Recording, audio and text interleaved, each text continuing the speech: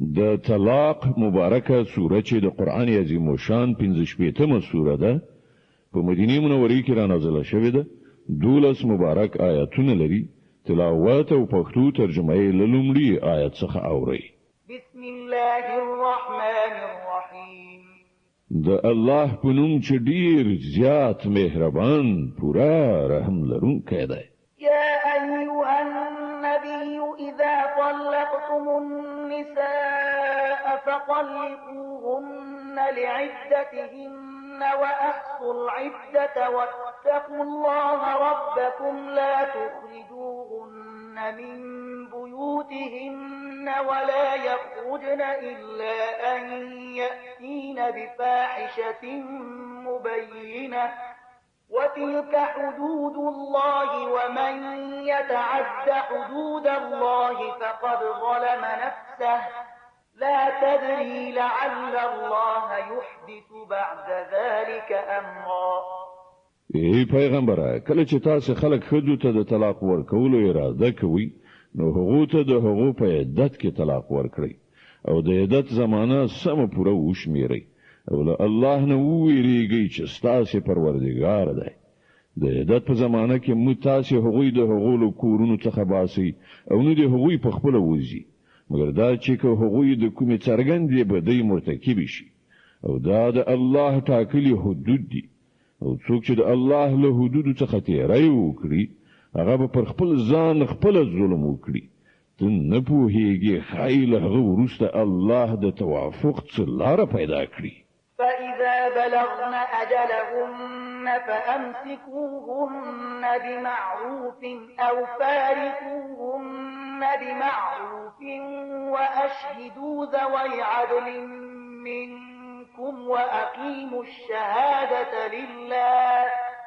ذلكم يوعظ به من كان يؤمن بالله واليوم الآخر ومن يتق الله يجعل له مخرجا بیا کله چې د هغوی د خپل عدت موده پای ته ورسیږي نو یا هغوی په خټوګه په خپل نکاح کې وساتي یا په خټوګه له هغوی نه جدا شي او دوه داسې کسان شاهدان ونیسي چې له تاسو نه د عادل خاوندان وي او ای شاهدانو شاهدی سم صحیح د الله لپاره ادا کړئ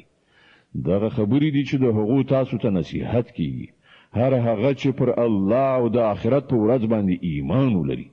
څوک چې له الله نه په ویریدو کار وکړي الله به د هغه لپاره له ستونزو نه د وتلو کومه لاره پیدا کړي ويرزقه من حيث لا يحتسب ومن يتوكل على الله فهو حسبه إن الله بالغ أمره قد جعل الله لكل شيء قدرا او هغه ته بل داسې لارې نه روزي ورکړي چې هغه لوري ته د هغه ګمان هم نه رسیږي څوک چې پر الله باندې توکل وکړي د هغه لپاره هغه کافي دی الله د خپل کار پوره کوونکی دی الله د هر شي لپاره یو اندازه ټاکلې ده واللائي يئسن من المحيض من نسائكم إن ارتبتم فعدتهن 3 أشهر واللائي لم يحضن وأولاة الأحمال أجلهن أن يضعن حملهن ومن يتق الله يجعل له من أمره يسرا او ستاسو له میرمنو څخه چې کومې له حیض نه امید شوي وي د هغو په باب کې تاسو شکمن شوي نو درته معلومه دی وی چې د هغو عدت 3 میاشتې ده او همدغه حکم د هغو خزو دی چې لا تر اوسه حیض نه وی راغلی او د حامله خزو د عدت حد دا دی چې د هغو حمل وضع شي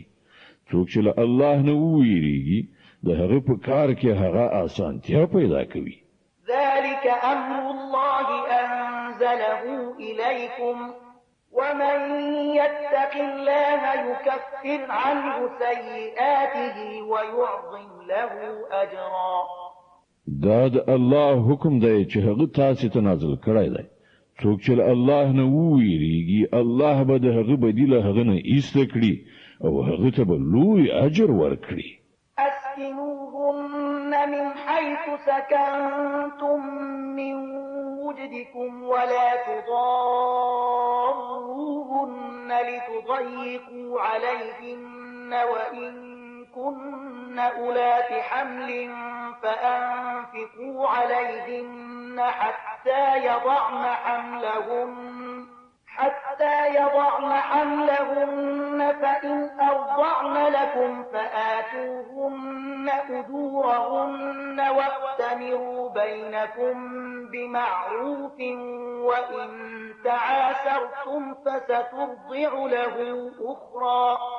هغو ته د عدت په زمانه کې په همغه ځای کې استوګنه ورکړئ چیرته چې تاسو اوسېږئ، هر راز ځای چې تاسو ته میسر وي، او د هغو د تنګولو یعنی پر هغو باندې د فشار راوړلو لپاره هغوی مه ځوروئ، او که هغوی حاملې وي نو پر هغوی باندې تر هغه وخته لګښت وکړئ تر څو چې د هغو حمل نه وي وضع شوی. بیا که هغوی ستاسو لپاره ماشوم ته تی ورکړئ نو هغو ته به د هغو اجوره ورکړئ، او د اجورې معامله په ښه توګه په خپل منځي خبرو اترو سره فیصله کړئ. خو که تاسو د اجورې په پریکړه کې یو بل سره سختي ونیوله نو ماشوم ته به کومه بله ښځه تی ورکړي. لينفق ذو سعة من سعته ومن قدر عليه رزقه فلينفق مما آتاه الله لا يكلف الله نفسا إلا ما آتاها سيجعل الله بعد عسر يسرا. شتمن دې له خپل شتمنۍ سره سمه نفقه وکړي، او چاته چې روزي کمه ورکړ شوي وي هغه دې له همغه مال څخه لګښت وکړي چې الله هغه ته ورکړی دی. الله چې چاته څومره څه ورکړي دي له هغې نه په زیاتو هغه نه مکلفوي. لرې نه ده چې الله له تنګلاسۍ نه وروسته پراخي هم ور په برخه کړي. وكأين من قرية عتت عن أمر ربها ورسله فحاسبناها حسابا شديدا وعذبناها عذابا نكرا. څومره د ښارونو اوسېدونکي دي چې هغوی د خپل پروردګار او د هغه د پیغمبرانو له حکم نه سرغړاوی وکړ، نو موږ له هغو سره سخته محاسبه وکړه او هغوی ته مو سخته سزا ورکړه. فذاقت وبال أمرها وكان عاقبة أمرها خسرا. هغوی د خپلو کړو خوند وڅاک او د هغوی د کار پای سراسر زیان دی. أعد الله لهم عذابا شديدا فاتقوا الله يا أولي الألباب الذين آمنوا قد أنزل الله إليكم ذكرا رسولا يتلو عليكم آيات الله مبينات ليخرج الذين آمنوا وعملوا الصالحات من الظلمات إلى النور ومن يؤمن بالله ويعمل صالحا يدخله جنات تجري من تحتها الأنهار خالدين فيها أبدا قد أحسن الله له رزقا. الله په آخرت کې د هغو لپاره سخت عذاب تیار کړی دی، نو له الله نه وویریږئ ای د پوهې خاوندانو چې ایمان مو راوړی دی. الله تاسو ته یو نصیحت نازل کړی، یو داسې پیغمبر چې تاسو ته د الله ښکاره څرګند هدایت درکوونکي آیتونه اوروي، تر څو چې ایمان راوړونکي او نیک عمله خلک له تیارونه رڼا ته راوباسي. څوک چې پر الله ایمان راوړي او نیک عمل وکړي، الله به هغه داسې جنتونو ته ننباسي چې تر هغو لاندې به ویالې بهیږي، دوی به په هغو کې د تل لپاره اوسیږي. الله د دغسې انسان لپاره ډېره غوره روزي ساتلې ده. الله الذي خلق 7 سماوات